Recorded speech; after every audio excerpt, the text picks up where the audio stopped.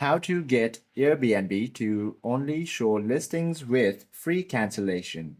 First of all, to apply free cancellation filter, open your Airbnb application itself. Then type in your destination by simply tapping on this search bar.